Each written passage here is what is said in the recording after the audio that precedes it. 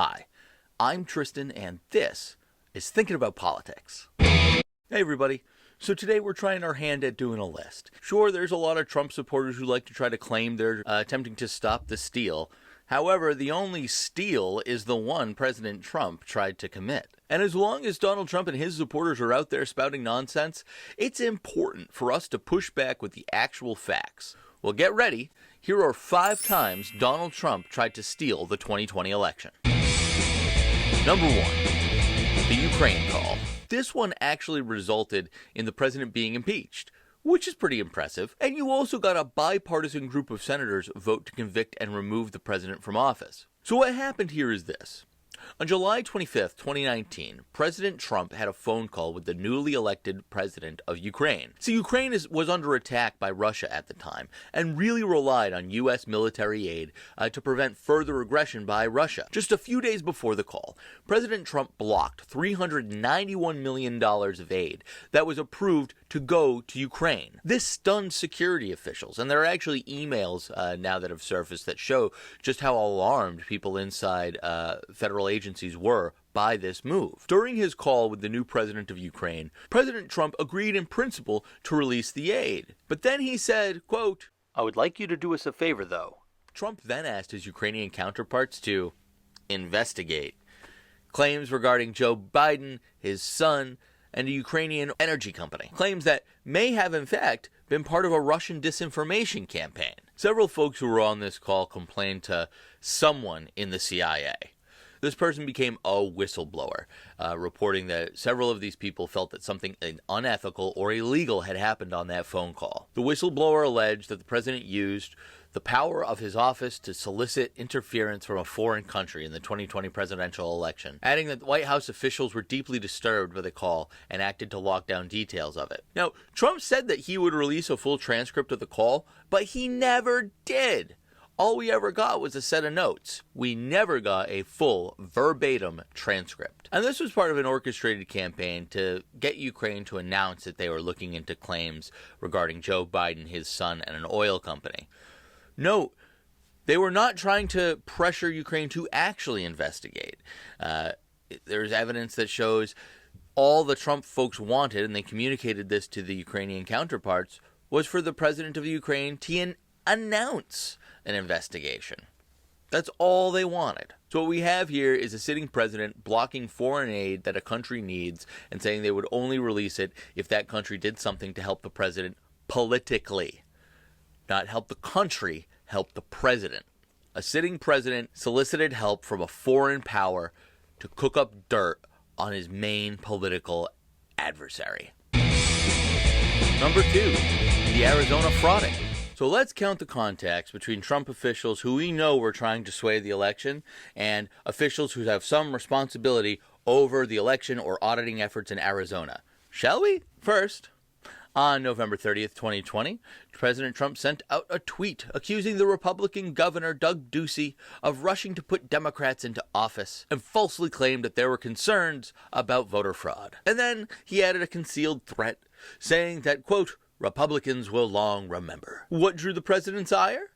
Well, Governor Ducey refused to go along with President Trump's lies that there was anything wrong with the Arizona election. Governor Ducey was set to certify that election because, again, there is no evidence of fraud. So the very next day on live TV, while Governor Ducey was attempting to sign the election certifications or whatever, he got a call from President Trump on live TV. And Governor Ducey just rejected the call.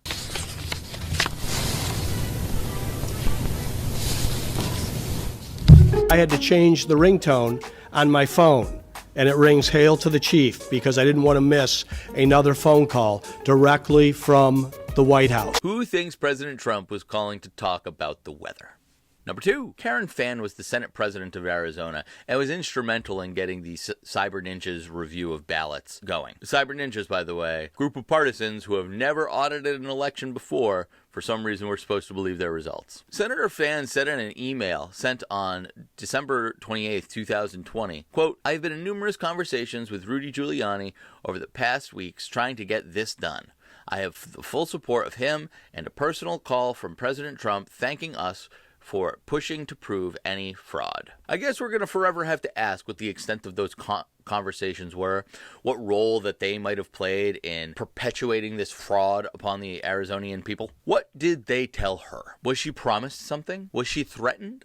Who knows? 3. Now, Maricopa County is the center of election fraud claims in Arizona. And luckily for Donald Trump, it was overseen by GOP officials. Unfortunately for Donald Trump, these GOP officials also tended to put country over party. GOP official Clint Hickman reported that he received calls from President Trump and Rudy Giuliani after the election. Giuliani attempted to reach out to Hickman in November and December. And according to public records, 2 additional supervisors also received voicemails from Giuliani.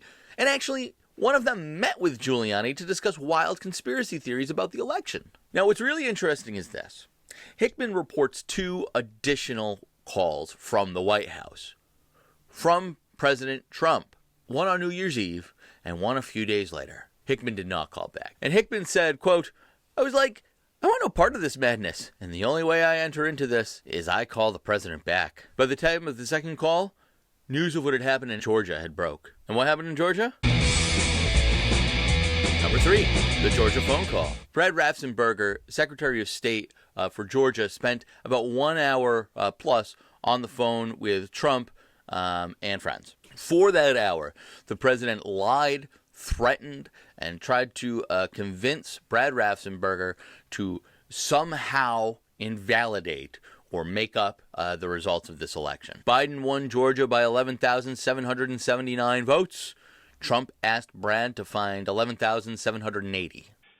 So, look, all I want to do is this. I just want to find 11,780 votes, which is one more than we have, because we won the state, and flipping the state is a great testament to our country, because, you know, it's a testament that they can admit to a mistake, or whatever you want to call it, if it was a mistake. I don't know. A lot of people think it wasn't a mistake. It was much more criminal than that. Well, like Hickman, Trump had been reaching out to this person, and Brad had not been returning the phone calls.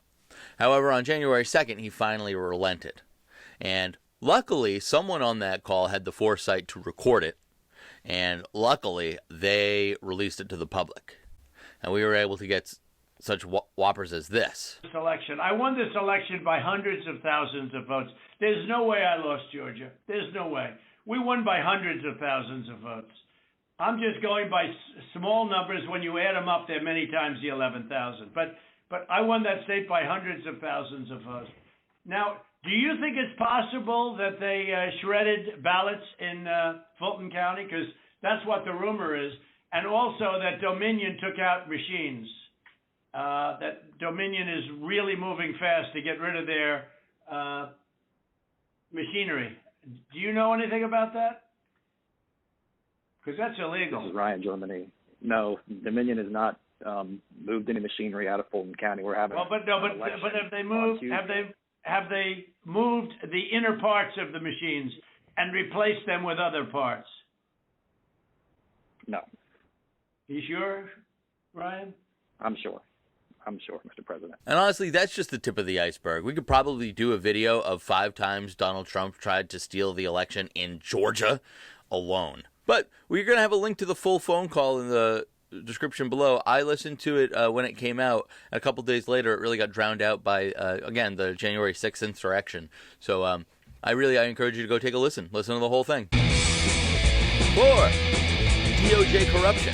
A recent trove of documents obtained by the House Oversight Committee really underlines Trump's fraudulent intent with regards to his election claims and shows the extent to which he was attempting to get people involved in this coup. The public has obtained notes from December 7th, 2020, between acting Attorney General, DOJ officials, and Donald Trump. Donald Trump suggested that he wanted the DOJ to claim that the election was corrupt or fraudulent. The Attorney General said that there was no evidence of that, and that the DOJ doesn't have the power to snap its fingers and change the outcome. President Trump's response, according to those notes, was to say something to the effect of, "Just say the election was corrupt, and leave the rest to me and our congressman." Take a look at the notes for yourself. I'm going to post a link down below. And that part's getting a lot of press, but you know what you should do? I encourage you, look at these notes yourself while listening to the Brad Raffensperger tape. It's very similar. Trump makes a bunch of non-specific claims, asks someone to do something they can't do, they push back. Trump says people are upset with them, they'll do the right thing, people will like them. And then it all ends with a good old-fashioned, come on. It's ridiculous. Now, if all I had were DOJ notes, I wouldn't, bat a lash at this, to be quite honest with you. I wouldn't take a second look. But instead, what we have is a series of events showing Trump was ready to throw everything we hold sacred out to hold on to power. Not to get elected, to hold on to power. And there was also evidence that DOJ officials were prepared to resign en masse because Donald Trump was asking them to lie about the 2020 election. And just, man, how far was Donald Trump willing to go? Number 5, the January 6th insurrection. Prior to January 6th, Trump allies advertised a rally on that day. Organizers were in contact with Trump, and organizers knew that some folks online were advocating for violence. Without information to the contrary, I must assume that information made its way to the top. If that information made its way to me, I have to assume it's made its way to the president. On the morning of January 6th, knowing that there is a mob in front of him charged for violence, Trump asked the assembled crowd to march onto the Capitol while he retreated into the White House. Some other putz told people to start kicking butt. At the White House, he watched on TV as the crowd turned violent. He did not order out the National Guard. He did not order out troops. He did not try to turn back his supporters at all. And what happened? This happened. But on January 6th, for the first time, I was more afraid to work at the Capitol than my entire deployment to Iraq. I was grabbed, beaten, tased, all while being called a traitor to my country. One woman in a pink MAGA shirt yelled, "You hear that, guys? This voted for Joe Biden." Then the crowd, perhaps around 20 people, joined in screaming, "Boo!" No one had ever called me a while wearing the uniform of a Capitol police officer. It was a war that we fought, and a war is composed of a bunch of different battles. And everybody, even sitting at this table, fought a different battle that day, but it was all for the same war. To me, those individuals are, representative of the worst that America has to offer. We will never really know how much we owe to the officers who gave their lives on that day and those who were beaten and suffered and stood up for democracy. And I can't think of a better way to repay them than to make sure that this information stays out there. So there you have it. 5 times Donald Trump tried to steal the 2020 election. Donald Trump doesn't seem so tied to democracy, and those closest to him seem to have the same attitude. We survived a coup in 2020, but if we're going to survive the coup that's coming in 2024, we're going to need common folks like you to stand up against lies and disinformation. It's up to us to take a stand against racism and fascism. Donald Trump and his supporters need to understand that this man attempted a coup. Why would anybody from any party be okay with that? But that's it for me. You've been great. I hope to see you again. But until next time, I ain't got keep time thinking. to kiss you now. I'm busy with this mule.